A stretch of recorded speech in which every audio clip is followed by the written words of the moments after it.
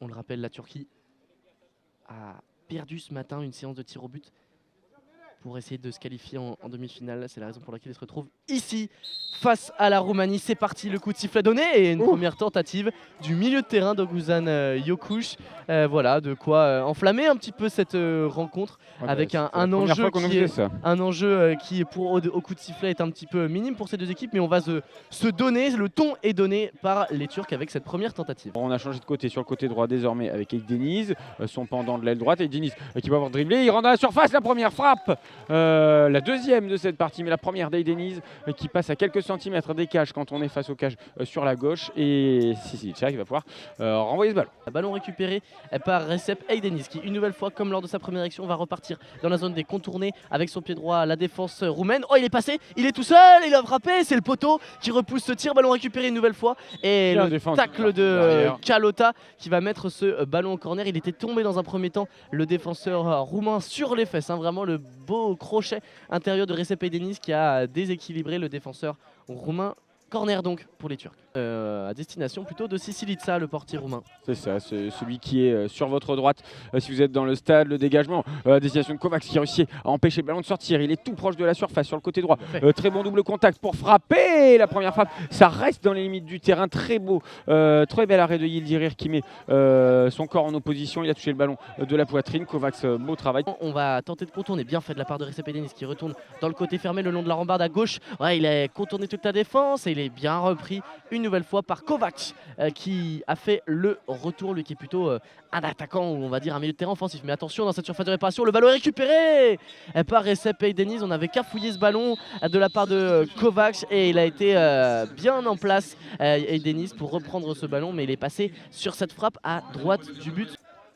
Hassan Sataï est bien là donc et va recevoir ce nouveau ballon dans la zone A.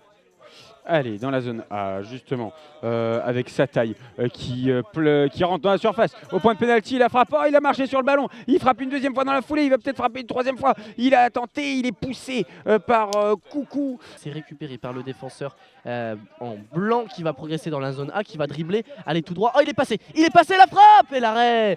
La plus grosse occasion de cette partie, quel arrêt de Sisilica avec un nouveau slalom de Recep Eideniz qui a été jusque au niveau de la surface de réparation du gardien, la surface d'intervention du gardien, le petit rectangle de 2 mètres de large. Finalement, il a buté sur le portier Sisilica et on va s'en sortir côté roumain.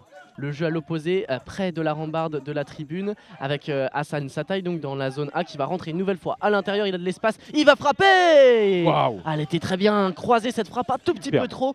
C'est passé à gauche du buste de Sisilica, mais il était battu le portier roumain. Le geste est parfait, elle part bien, c'est dommage, elle est vraiment pas cadrée. Elle part juste à côté, mais le geste était très très bien réalisé.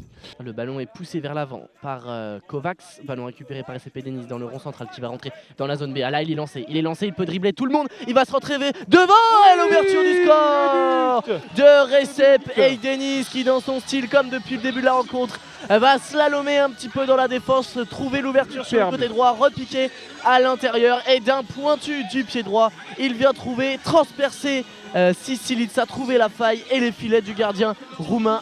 1-0 pour la Turquie et c'est mérité. Oui, mérité. Ils ont essayé et enfin ils y arrivent. Là, il était parti de loin, il était dans son camp, Eideniz, le numéro 2.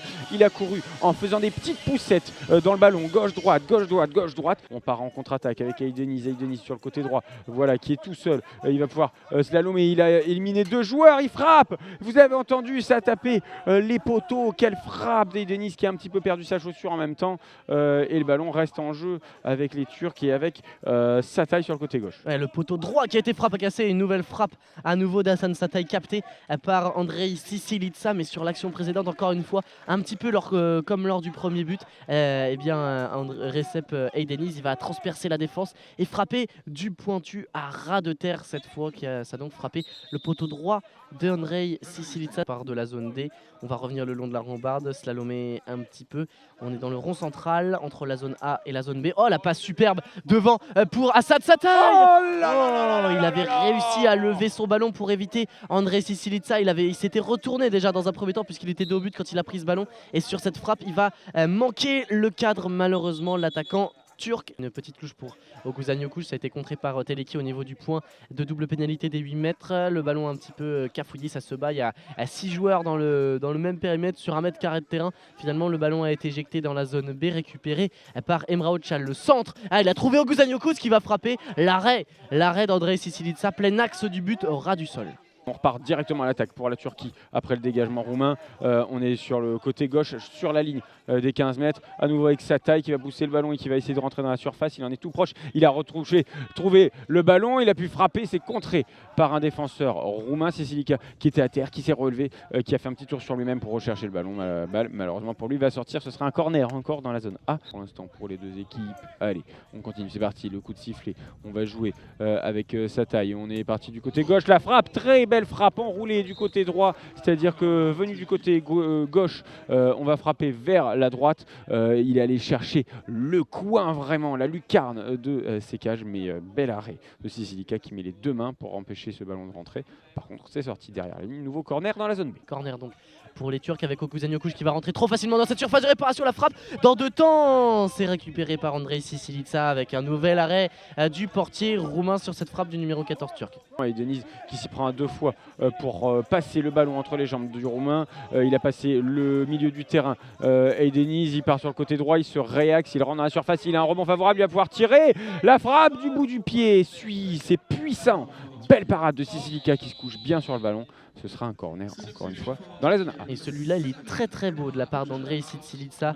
L'arrêt, puisqu'il est obligé sur sa droite de mettre le pied en opposition. Julien, c'est Emre Aslan, le buteur contre l'Allemagne, lui qui a été l'homme le plus dangereux pour la Turquie depuis le début de ce tournoi. Il a fait quelques actions de grande classe, le numéro 17 de la Turquie qui remplace donc Emre Öcal qui va céder sa place.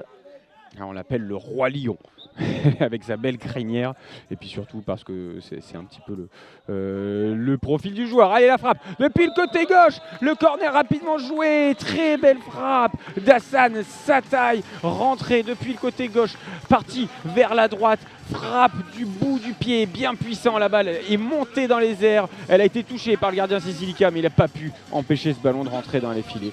Ça fait 2 buts à 0 pour la Turquie. Avec Emre Aslan qui essaie d'avancer, qui se défait de Teleki, non moins. Enfin, ça a été quand même compliqué. Aslan, voilà, qui navigue entre les défenseurs, qui est en position de frapper, il met le pied sur le ballon. La frappe en l'air, en louche, un peu ambitieuse. C'était à la dernière seconde. Fin de cette rencontre, messieurs, dames. La Turquie l'emporte 2 buts à 0 face à la Roumanie, auteur d'un match complètement dominé. Absolument, la Turquie ira jouer la 5e place de ce Grand Prix de France. Ce sera face au vainqueur d'Italie-Allemagne.